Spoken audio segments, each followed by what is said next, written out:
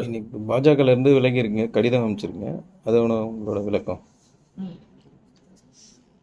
நான் இது ரொம்ப யோசித்து நிதானமாக என்னோட சுயநினைவோடு எடுத்த முடிவு தான்.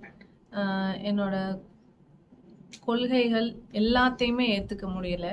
ஒரு சில கொள்கையை ஏற்றுக்க முடியும். மத்திய அரசாங்கம் கொண்டு வந்த திட்டங்கள் எல்லாம் வந்து வியந்து பார்த்துருக்கோம். அதை பற்றி நிறைய மக்களுக்கு கொண்டு போய் சொல்கிற வேலைகள் நிறைய பார்த்துருக்கோம். பட் எப்படி சொல்கிறது, நம்ம தினம் அம்மா கையால் சாப்பிட்றோம், பிடிக்கும். ஒரு நாள் அதில் சாப்பாடு சரியில்லை அப்படின்னாலும் அதை நம்ம சொல்ல வேணும். நம்ம சொன்னோன்னா ஓகே இது நல்லா இல்லையா, ஓகே நாளைக்கு இதை செய்வோம், இன்றைக்கி உப்பு கூடிச்சு குறைஞ்சிச்சு, இது சொல்லும்போது ஒரு தாயாக அவங்க ஏற்றுப்பாங்க சரி அப்படின்னு. அது மாதிரி அரசாங்கமும் நல்ல திட்டங்கள் நிறைய மத்திய அரசாங்கம் நமக்கு கொடுத்துருக்கு. அதில் ஒரு விஷயம் எனக்கு மும்மொழி கொள்கையாக இருக்கிறது வந்து ஏற்றுக்க முடியல. மும்மொழி கொள்கையை ஏற்றுக்கிறதுன்றது வந்து அது ஹிந்தி இல்லை, எந்த லாங்குவேஜ் வேணாலும் அப்படின்னு சொல்கிறாங்க. பட் அதுக்கான டீச்சர்ஸ் இல்லை. டீச்சர்ஸ் இல்லாமல் அந்த இடத்துல போய் நான் இன்னொரு லாங்குவேஜும் சூஸ் பண்ணுறேன். ஓகே நான் இன்றைக்கி தெலுங்கு கற்றுக்கணும்னு நினைக்கிறேன், தெலுங்கு சூஸ் பண்ணணும். தெலுங்கு டீச்சர் இருக்காங்களா எல்லா பள்ளிக்கூடங்கள்லையும்? எல்லா அரசு பள்ளிக்கூடங்கள்லையும் இருக்காங்களா? இல்லை. தமிழை விட ஹிந்திக்கு அதிகமான டீச்சர்ஸ் இருக்காங்க, வந்துட்டாங்க. ஏன்னா அதுக்கு தான் வாய்ப்புகள் அதிகமாக கிடைக்குது, சம்பளம் அதிகமாக கிடைக்குது. தமிழ் டீச்சர்களை விட ஹிந்தி டீச்சர்களுக்கு அதிகமான சம்பளம் கொடுக்குறாங்க. ஸோ எதை சூஸ் பண்ணுவாங்க எல்லாரும் படிக்கிறதுக்கு? எதை படித்தா அதிக சம்பளமோ அதை தானே சூஸ் பண்ணுவோம்.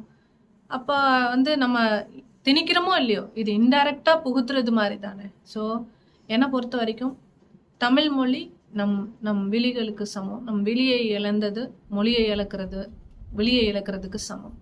ஸோ தமிழ் மொழியை காப்போம், எம்மொழியையும் கற்போம். உங்களோட அறிக்கைகள் வந்து தமிழக அரசுக்கு ஆதரவான அறிக்கைகளாக இருந்து நீங்கள் பாஜக வந்து வெளில வந்த மாதிரி இருக்கு. உங்களோட நிலைப்பாடு, அடுத்த நிலைப்பாடு என்னவா இருக்கு? என்ன கேட்டீங்க? உங்களோட அறிக்கை வந்து தமிழக அரசுக்கு ஆதரவான அறிக்கையா இருக்கு, அதன் பிறகு பாஜக வந்து வெளில வந்திருக்கு. அடுத்ததோட கட்ட நகர்வு என்னவா இருக்கணும்? நான் நிச்சயமாக எதிர்பார்க்கலாம். பட் எனக்கு நான் இப்போவே எல்லாமே சொல்ல விரும்பலை. சில விஷயங்கள் நிறையா போயிட்டு இருக்கு. நான் நிச்சயமாக அதுக்கான நேரம் வரும்போது அதுக்கான அறிவிப்பு நான் கொடுக்குறேன். அரசியல் கட்சி மேலிட அழுத்தம் காரணமாக நீங்கள் கட்சியிலேருந்து வெளியில அழுத்தம்னு சொல்ல முடியாது. எனக்கு இதில் திணறல்னு தான் நான் சொல்லணும். சில விஷயங்கள் பேச முடியல. தலைமை ஒன்று செய்து நம்ம அதை மீறி ஒரு விஷயம் எப்படி பேச முடியும்? பேசக்கூடாது அப்படின்றதுனால நிறைய விஷயங்கள்ல நம்ம அமைதியாக இருக்கோம். அந்த மாதிரி அமைதியாக இருக்க விஷயங்கள் வந்து நிறைய விஷயங்கள் இருந்திருக்கு. அதில் இந்த விஷயம் பொதுவாக எனக்கு ஏற்றுக்கிறவே முடியல. ஏன்னா இது வந்து நம்ம ஃப்யூச்சர் ஜென்ரேஷன், நம்ம குழந்தைகளோட எதிர்காலம், நம்ம நாட்டோட வளர்ச்சி, இது எல்லாமே இதில் அடங்கியிருக்கு. இந்த ஒரு விஷயத்த நம்ம இன்னைக்கு நம்ம எந்த ஒரு தப்பையும் வேடிக்கை பார்க்குறதுங்கிறது ஓகே இது ஒரு சின்ன தப்பு அப்படின்னு சொல்லி விட்டுருவோம்.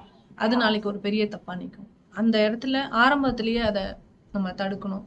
தடுத்துட்டோன்னா இந்த மாதிரியான விஷயங்கள் நடக்காதுன்னு நினைப்பேன். ஸோ இந்த விலகலுக்கு காரணம் அதுதான். திராவிட கட்சிகளில் இணைவீங்களா அடுத்தது, இல்லை அதுக்கான மாற்று கட்சி வேற எதுனா இணைவீங்களா? இல்லை, நிச்சயமாக அரசியல் பயணம் கண்டிப்பாக நிச்சயமாக தொடரும். அது எந்த பாதையில் நம்ம எந்த இதில் இணைஞ்சு பண்ணுறோம் அப்படிங்கிறது நான் உங்களுக்கு விரைவில் அறிவிக்கிறேன்.